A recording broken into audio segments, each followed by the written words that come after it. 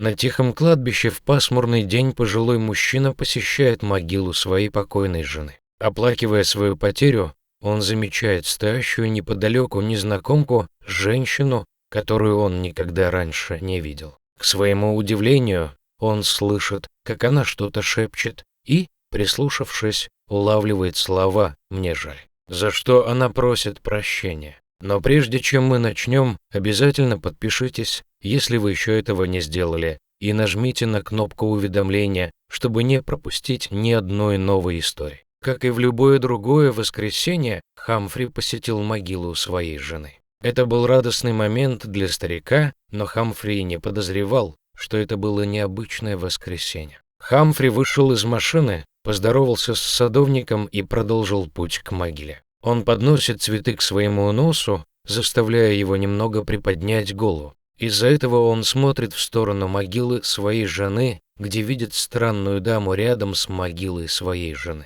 Еще раз проверив, правильный ли он выбрал путь, Хамфри подходит ближе и видит женщину, стоящую к нему спиной и осматривающую могилу его жены. Так или иначе, он приятно удивлен. Ему было приятно осознавать, что он был не единственным, кто навещал свою жену, но, к сожалению, счастью Хамфри суждено было исчезнуть. Хамфри дружелюбно спрашивает даму: «Простите, мадам, кто вы?» Но ответа нет. Хамфри повторяет свой вопрос, на этот раз немного громче, и, стоя рядом с ней, женщина смотрит на него слезящимися глазами и отвечает немного неуверенно и с иностранным акцентом: «Это имеет значение, сэр». Итак, Хамфри говорит ей, несколько удивленной, что он муж. Дама громко вздыхает и кажется шокированной. То, что она сделала дальше, было еще более удивительным для Хамфри. Это она.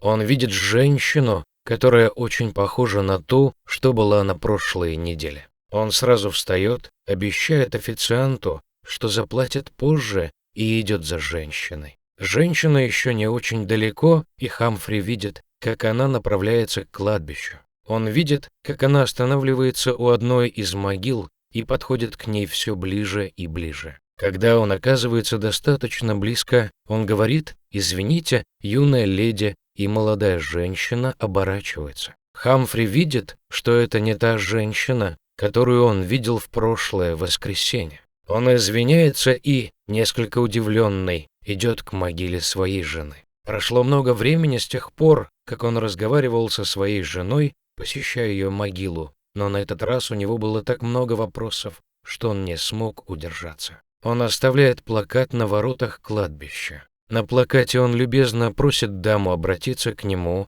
чтобы они могли поговорить, и ничего больше. Его телефон зазвонил несколько дней спустя. Хамфри поднял трубку в среду днем. «Кто это?» – спрашивает он, услышав женский голос. Затем на некоторое время становится тихо, заставляя Хамфри опасаться за связь. Затем она спрашивает: «Вы тот человек, который оставил плакат на кладбище?» Все выглядело радужно, но все было не так, как казалось. После того, как Хамфри подтвердил, что это был он, дама велела ему впредь держаться подальше от кладбища. Прежде чем Хамфри успевает осознать это, дама вешает трубку. Хамфри ошеломлен телефонным звонком, но каким-то образом находит в себе мужество не думать об этом слишком много. Он немедленно обнимает свою собаку. Хамфри удивлен еще больше. Его дочь, похоже, знает эту женщину, поскольку обнимает ее в ответ и тоже начинает плакать. Но кто она такая и почему она знала его дочь и жену, но не его? Атмосфера, окружавшая эту троицу, была насыщена невысказанными словами. Полные слез глаза Изабеллы метались между Эленор и Хамфри, наконец нарушив молчание. Эленор прошептала: «Папа, это Изабелла». Их голоса, казалось, эхом отдавались в просторах кладбища. Мы были близки, очень близки в школьные годы. Изабелла робко улыбнулась, утвердительно кивнув. Связь между ними была неоспоримой, когда воспоминания нахлынули на них. Элеонора и Изабелла смеялись сквозь слезы, вспоминая школьные спектакли, вечеринки с ночевкой и общие секреты. Их близость была очевидна в каждом общем взгляде, каждом прикосновении. Хамфри наблюдал за их общей историей со стороны. Он почувствовал растущее желание узнать больше о прошлом Изабеллы и о том, как его жена повлияла на это. Увидев недоумение в его глазах, Эленор подтолкнула Изабеллу локтем. Изабелла не могла бы ты. Но груз прошлого, казалось, давил на Изабеллу. Глубоко вздохнув, она кивнула, направляя их к обветшалой скамейке неподалеку.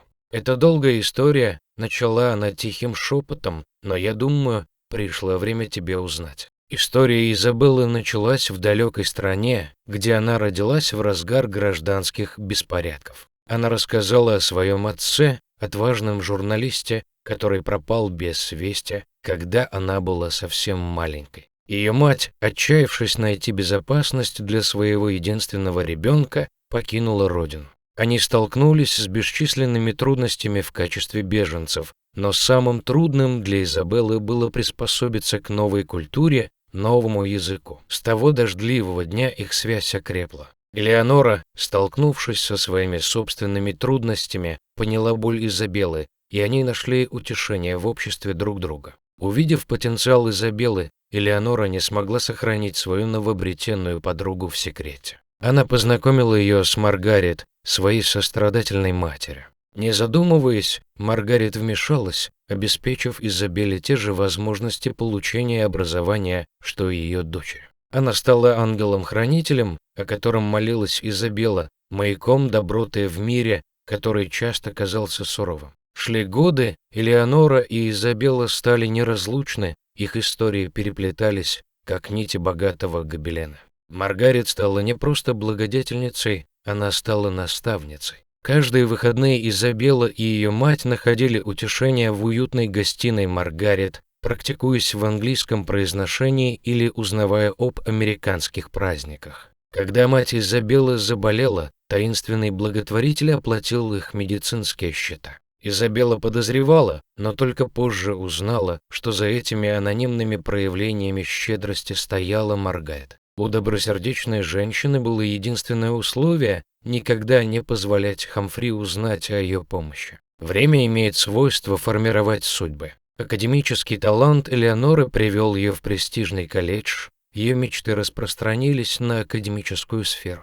Изабелла, связанная ответственностью, бралась за множество работ, чтобы ухаживать за своей больной матерью на родине. Воздух был другим, тяжелым от ностальгии и наполненным ароматом воспоминаний. Знакомая обстановка придавала матери Изабеллы сил, делая ее дни ярче. Каждый месяц, как по маслу, Изабелле приходило письмо, украшенное марками США. Аккуратным почерком Маргарет были написаны рассказы о достижениях Элеоноры, фрагменты американской жизни и воспоминания, которыми они когда-то делились. Каждое письмо заканчивалось одними и теми же словами «Помни, здесь у тебя есть дом».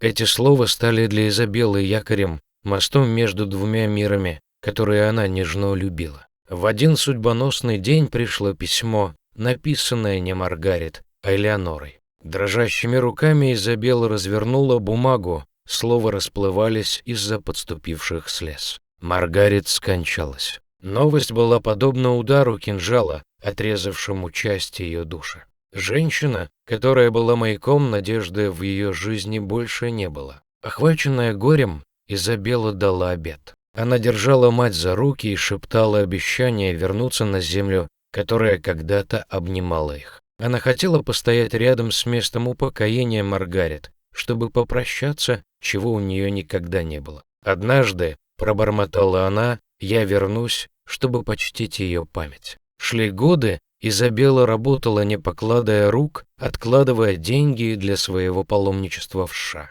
Каждая сэкономленная монета была на шаг ближе к выполнению ее обещаний. Когда Изабелла снова ступила на американскую землю, на нее обрушился вихрь ощущений. Шум и суета города были одновременно раздражающе новыми и в то же время очень старыми. На фоне меланхолии появился луч надежды.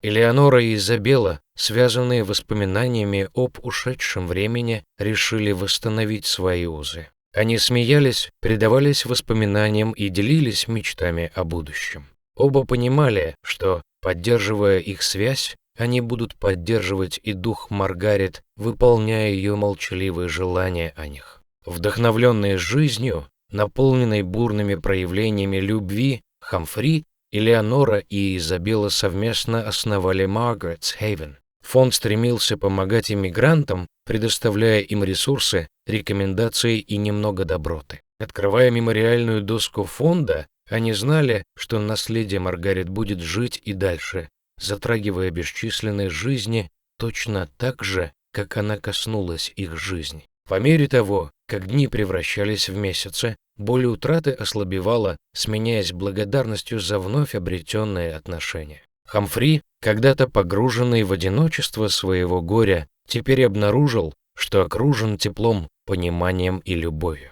Элеонора и Изабелла, напоминавшие великодушие Маргарет, были бальзамом для его израненной души. Время, непреодолимая сила, двигалось вперед. Некогда черные, как смоль, волосы Хамфри теперь отливали серебром, его шаги замедлились, но его дух не ослабел. Окруженный любовью, он дорожил каждым мгновением, проведенным с Элеонорой и Изабеллой. Их общество было нежным напоминанием о неприходящем наследии Маргарет. В Изабелле он обрел дочь, ее присутствие заполняло пустоту одиночества. Когда в жизни Хамфри наконец зашло солнце, Эленор и Изабелла стояли бок о бок, взявшись за руки в знак общего горя и утешения. Надгробный камень, на котором выгравировано его имя, стоял рядом с надгробием Маргарет. Эти две женщины, связанные общей историей и любовью, были живым доказательством наследия Маргарет, демонстрируя, как проявления доброты отражаются во времени.